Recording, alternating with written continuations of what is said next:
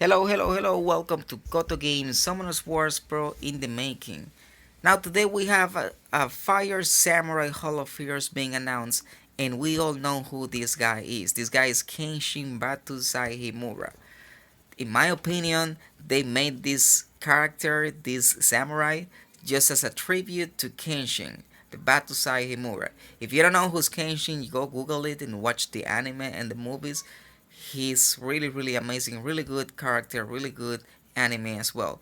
So now let's go back to the Hall of Heroes that has been announced, and this time we have the Fire Samurai, Jun. Jun, I believe Jun is really, really good. He is not an overpowered monster, but he is a decent damage dealer monster, and he is an AoE damage dealer monster, so he's really, really good and decent in my opinion. Some people use the samurais for speed teams on Dragon Speed 10 and Giant Speed 10, and some people use the samurais as well on the guild battles and also on some arena combinations because the samurais are really, really good. All of the samurais, not only the light and dark samurai, all of the samurais, they have decent damage with decent multipliers, and you will be able to build them really, really easy. You don't have to put a lot of effort on building any of them. Now the Hall of Heroes, remember that you will have 3 days, will have the whole weekend to be able to get at least one of these guys. If you are not able to clear all of the 10 floors, try to get at least one of these guys if you don't have one already, and try to get as many as possible. Because in the future, you may need to skill up any of the other light or dark samurais. Or if you want to build a Jun, you can also build a Jun and skill it up. Now the main problem with the samurais is that they need 16 skill ups, and that will be a lot of devilmons. So try to get as many as possible as you can from this Hall of Heroes whenever you see a samurai Hall of Heroes.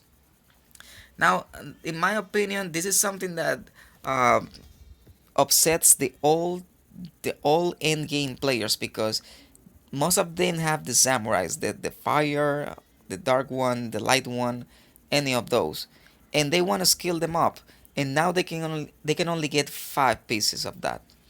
That's really sad, but for the mid game players like me and for the early game players, it's really good because we don't need to spend the whole weekend trying to get 3 or 4 pieces of these. We can get 5 pieces released and we can continue with the game. I know at the end of the game I will be complaining as well when I get to Guardian 1, 2, or 3. But in the meantime, I really like the way the Hall of Heroes is, and I really like that people in the early games can get at least one piece of this Hall of Heroes without having to waste a long time getting the whole weekend trying to get just one piece of this Hall of Heroes. So that's really, really nice. So let's go ahead and keep talking about June. Now, as I was saying before, some people use him on Arena. Alright, enough talk. Let's go ahead and have this guy into action. Let's go ahead and see this guy into action and see what we can do with him. Now at this moment, I just want you to look at the stats because he doesn't have good runes. He has just runes for the world boss, and now we can see 83% critical rate, 150 critical damage, and overall 1050 damage attack power. So let's go ahead and have a look at what he's going to be able to do. Now he's only 5 star, so let's see how he does, and then we're gonna see if he's going to be worth or not 6 star in this guy. Once again, I'm gonna use him with Galleon because Galleon is the best monster to test any damage dealer because Galleon will be providing the defense break, and Galleon will also be providing the attack buff. So he's the best monster to test the damage dealers. Now, I know that this scenario is not the best scenario to test the pure damage, but it's the best scenario to test an average damage that we are going to be able to deal. Because we need to see the numbers, how long it's going to be when we have these overpowered runes. I do not. But when we do that in the future, we need to have like an average, an estimate of how much it's going to be. So we were able to land the defense break in most of the guys, and we're going to use the third skill. This third skill will not only provide AoE damage, but also it's going to be decreasing the attack power. So if they survive, they are going to be having the attack power decreased. So we see 6,000 and 6,000 something. So basically we have 13,000 damage on the third skill, and he's only 5 star with mediocre runes. He has decent critical rate because he awakens on critical rate, but he's not having like an amazing build for attack right now because 500 additional attack is nothing, right? So unfortunately, we were not able to crit on the first skill with the attack buff, but with that attack buff on the second skill, he's dealing 11,000 damage on defense break. And we were lucky enough to activate the sword of the Supreme Skywolf. So we're gonna be able to test the damage that he's gonna be able to deal with this fourth skill, that is the secret skill that we actually want him for. So now let's go ahead and have a look and see how much damage he's gonna be able to deal. Defense break, attack buff, AoE damage is gonna be 17,000 damage. Well, 17,000 damage. That's way more than enough. Well, 17,000 damage. I really like that. Now, on the third skill again, 6 and 6. This one on the third wave, they have a little bit more of defense. So, 12,000 damage is really good.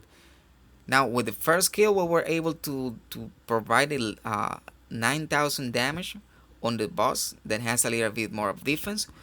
But 17,000 damage AoE. So imagine if you build this guy, if you build Jun with a rage build and blade that will give you at least 1,500 additional damage, because now he only has 500 additional damage. So imagine if you build him with more critical damage, let's say for example 190 critical damage, and if you build this guy with enough attack, he's gonna be dealing for sure on that Supreme Sword of Skywolf. He's gonna be dealing for sure plus 40,000 damage AoE. So if you go with Galleon and this guy into a defense that has a Jasun, a Ritej, a Brian, any of those tanky fire, any tanky wind monsters, it's gonna be for sure that you're gonna be able to cleave and clear that defense. As well, you can use this guy for the guild battles. Imagine on the guild battles that you have these Eladriels, that you just need to one-shot these guys. You will be able to do that as an AoE damage. So it's really cool. I really consider that he may be in the future, they also can apply a buff to this guy so he can destroy the enemies at HP. That will be amazing as well, like now Beth does. So Jun, in my opinion, if you don't have any other fire AoE damage dealer, this is the guy that you need to go for. He has decent multipliers. He's really easy to build. You don't need to put a lot of effort on building this guy. For the Hall of Heroes, try to get as many as possible. He needs 16 skill ups. If you have the fire one, you can just give him more skill ups. If you have any of the other ones, use the skill ups. If you have Tosi or Sige, one of the light or the dark ones, they need the skill up as well. So it's gonna be needing a lot of skill ups. So this Hall of Heroes is something that you cannot miss. Go ahead and play it. If you're early game level, get one of these guys. For sure he's gonna help you advance on the game. If your Beramos Fusion is far away from you, he can be the best farmer for you that you can get as an early game level. So just go for it. That's my opinion. Now guys, I do thank you very much for watching the video, and I hope you all guys you have a wonderful rest of the day.